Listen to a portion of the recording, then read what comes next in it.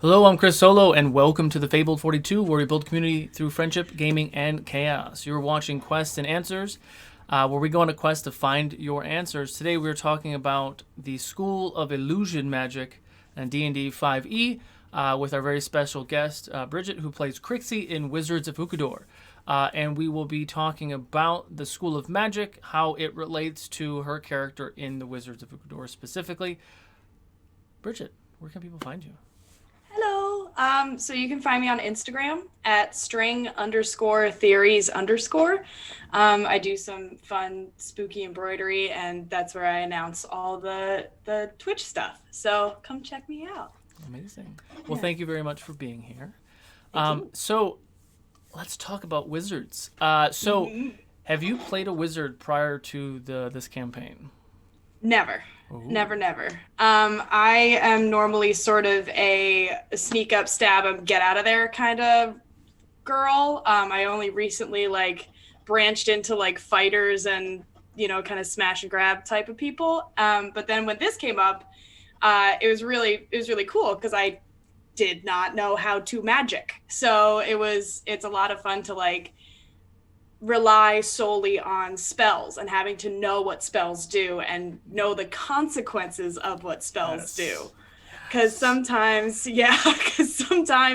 I don't think quite far enough ahead, and it's like, oh god, I've put my friends in peril. Whereas if I have a sword, I can hit it, and then it hits me. It's sort of more a straightforward relationship. Yeah, absolutely. You're like, the sword is going. I want to do this. It's gonna go through your body. I'm okay with this. Yeah, I'm good. Fine. And we're stabbing, and all my friends are safe. It's not like I want to do this. Oh shit! Yeah. Everyone's dead. Disintegrate. It's always just Yeah. ooh, that bounces. Those bounce. So that's a fun concept, especially with how Krixie's character is, and we'll get a little bit more into Krixie in a little bit later in the segment. But thinking about illusion magic and how the process of picking that was, because as some of you might have seen in some of the other segments, is that the players didn't get to pick what school of magic they wanted to do. They could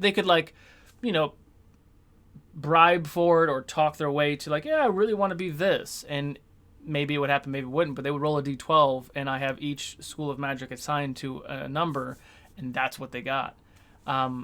So it was a fun mechanic that I had added, which took away choice for a lot of those wizards too who have always played wizard and they always pick the same ones. This could be a chance that they would get picked, something else would be picked for them.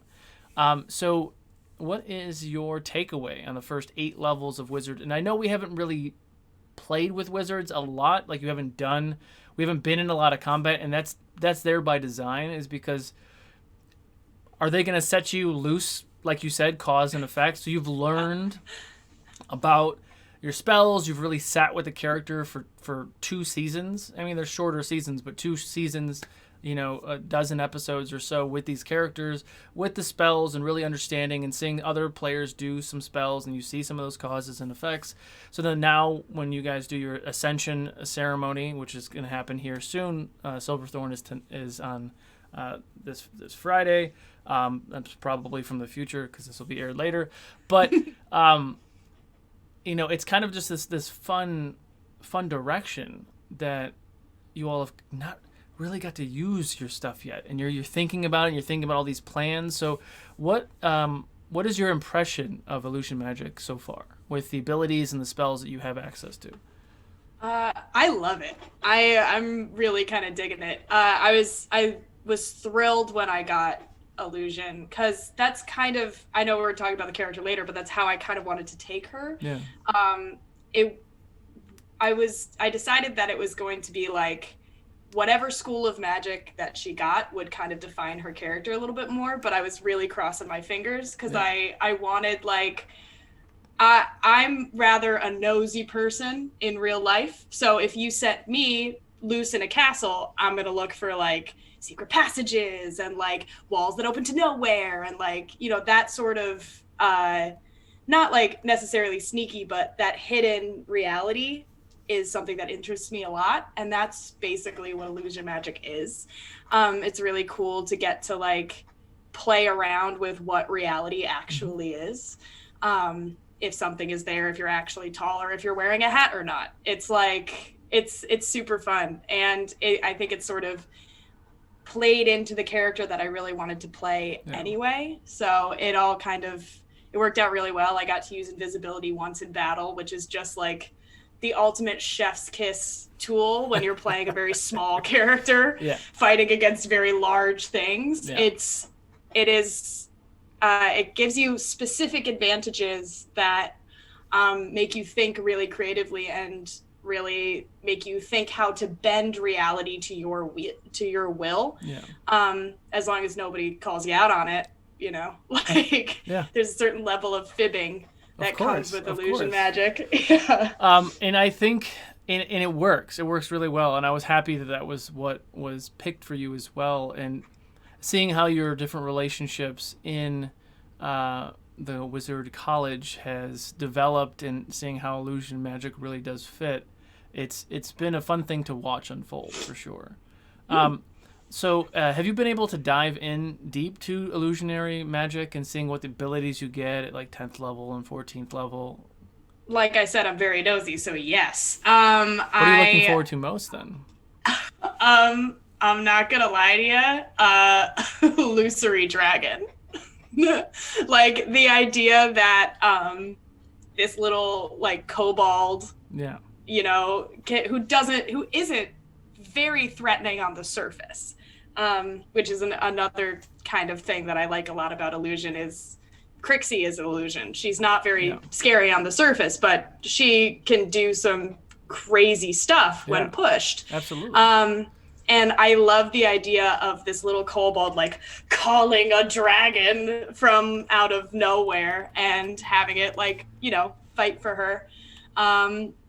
Huge shadowy dragon. It just seems lovely and like a nice thing for a kobold to do who normally gets, you know, ordered around by dragons. She gets to make a dragon. But a little closer to it is like the next, I think at 10th level, I get like, I think it's called like illusory self or... Yeah, you get that at 10th, Yeah, and you can just make a little copy of yourself, which I think will cause great havoc all over the place. Yeah. I'm looking forward to it. Yeah, so, just think about like all the chaos you're gonna cause with that. Like, is it... Because this is the other thing, too. It's been a fun thing with me because a lot of people don't know that I've never played a wizard before I started teaching a school of 15 wizards. And I've played a wizard kind of now. I have a wizard artificer, which is an interesting combo because it's a wizard with an AC of 19, which is helpful. Beefy. But it fits his character and he's a little gnome, whatever. But I haven't really played him a lot, but it's been fun to see... all of these little nuances slowly with all 15 of you, with the different schools. And there's a couple doubles, but we're going to fix some of those doubles in season 3, so we won't actually have any doubles anymore. We're going to use some of the UA schools of magic to kind of sift in there to give a little bit better range. So there's no, because we have 2 war magics, 2 divinations, and 2... What was the other one? Chronergy. Yeah, 2 chronergies. So I was like the time. Yeah, the time one. So it's kind of fun looking at the illusionary self one too, because it's almost like the duplicate spell, but it's a little different. To where I'm curious, and I'm gonna look at it again later. Like, does it look like an illusion, or does it look like a perfect copy of you? Like, could someone look at it and say, "Oh, that's not Krixie"? It's an illusory duplicate. So I was just picturing it as like almost like a Xeroxing machine. Like she looks exactly the same, but just sort of maybe if someone like, I know that's one of the things with illusion magic. When you do, I think it's like disguise self or something like that. Yeah. Like if someone touches you, their hand can go through it sometimes, or like if you're wearing a hat that's not there, they can like feel your head and hair. So I'm wondering, it would be very interesting to see what kind of chaos Krixie can Oh yeah, kick absolutely. up there.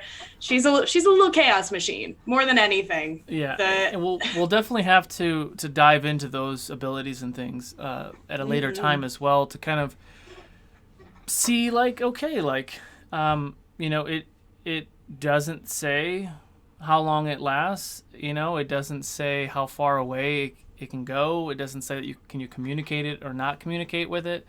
Mm-hmm. Like do you send your illusionary duplicate to go do your homework or go to class because you don't want to sit in class? Like, so Maybe. it's an interesting thing that we could play with, and that's the beauty and not beauty of D&D with the vagueness of some of these abilities and spells and stuff, which gives it to like interpretation where we can kind of take it how we want. And it's magic. Who cares? Magic, you know? But okay, so we've talked about illusionary magic. We've talked about like how Krixie came into that. And we can talk a little bit more about Krixie. So we haven't done a lot with magic yet. Mm-mm. And again, the I've talked about this before, that the Wizards of Ukodor was just a buddy campaign to Realms, where it was supposed to establish the origin story of Travanis and all these other things. But it's turned into something so much better, where you are kind of isolated as your own thing, Mm-hmm. and if or when the wizards get to level 20, I don't know if you know this or not, but when a wizard gets to level 20, they become immortal. At that point, they could choose to just automatically ascend to godhood. Not automatically, but like they would go through trials or whatever and become a god, or they would just be like the overseers or the council of the mortals below. So the beautiful thing is you guys are in the first age, and 5,000 years later, Realms of Ukodor is walking around. They could go to a town where Krixie is, and she is now like the appointed council member, advisor, whatever, and she's playing with things or whatever, and she's fiddling with things, and maybe she's still Krixie, 5,000 years later. So there's a Yeah. lot of fun crossover where you all will become canon, essentially. It's tricky to do while there's an active campaign going, when we're rewriting history that we have an active present going on. But I don't think everyone's going to die.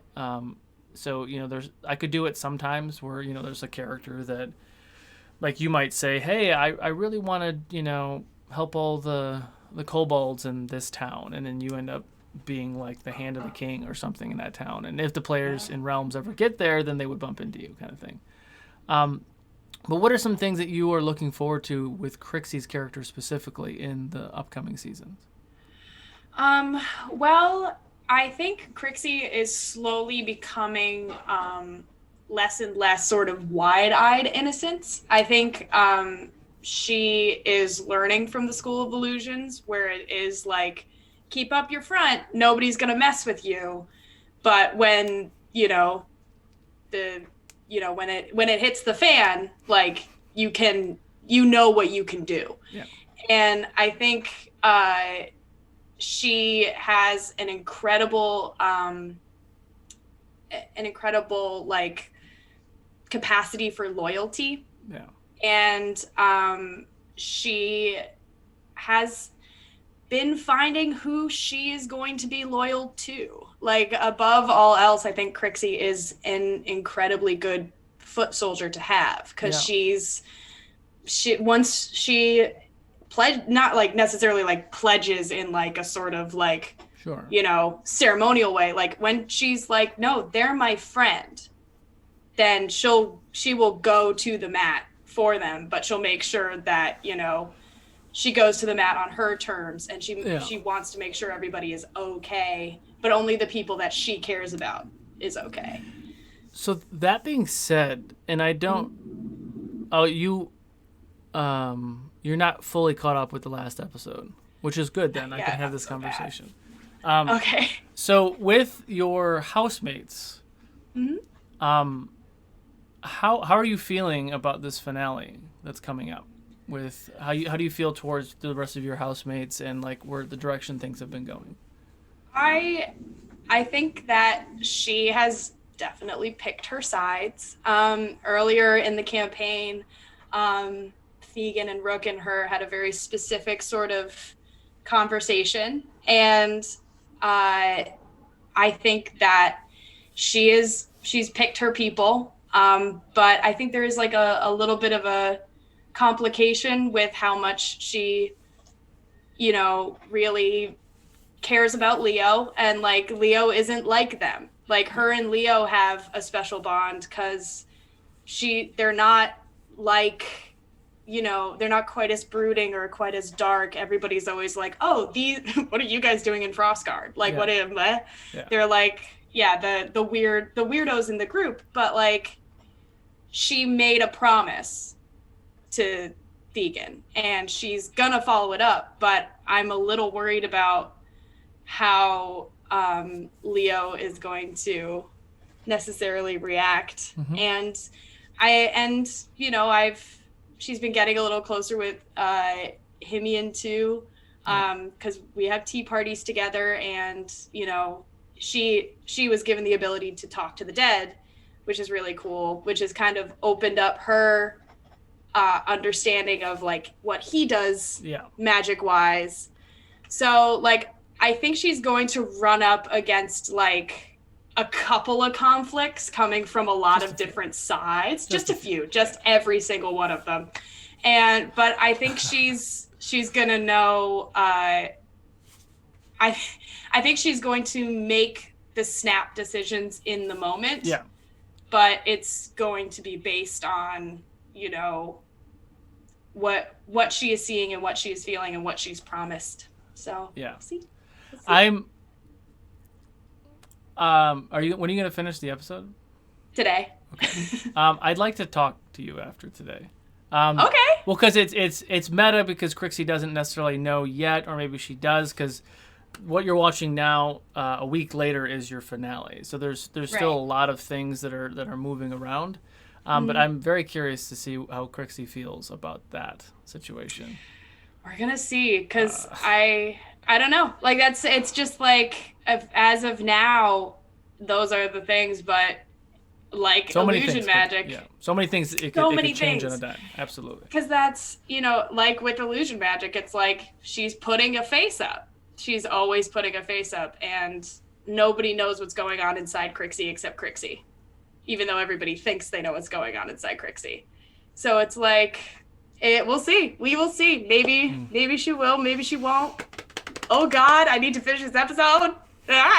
Yeah. But yeah. I'm very I'll excited. text you as soon as I do. Yeah. I'm very excited to see, because again, it's stuff as a DM where I've been sitting on stories and reveals and twists and turns for like a year. The basis of this entire campaign is coming to fruition with this 3-part finale, because all 3 parts are happening simultaneously. So if you're watching tonight, what happens in this episode happens at the same time.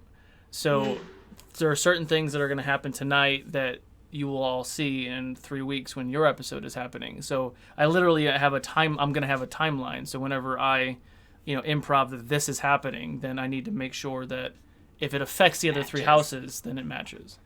Yeah. So there's a lot. I'm so excited. I can't wait for this graduation ceremony that might be the last one at the school.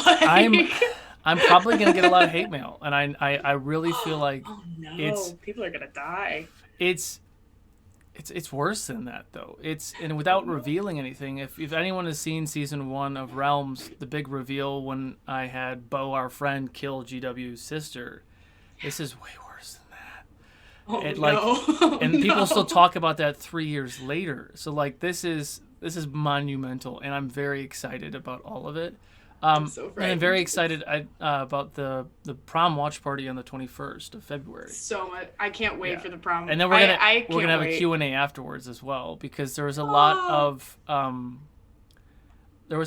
Easter eggs. Well, because like when I realized that, wait, I'm not gonna show this to anybody until after all 3 finales are done, I can get a little crazy.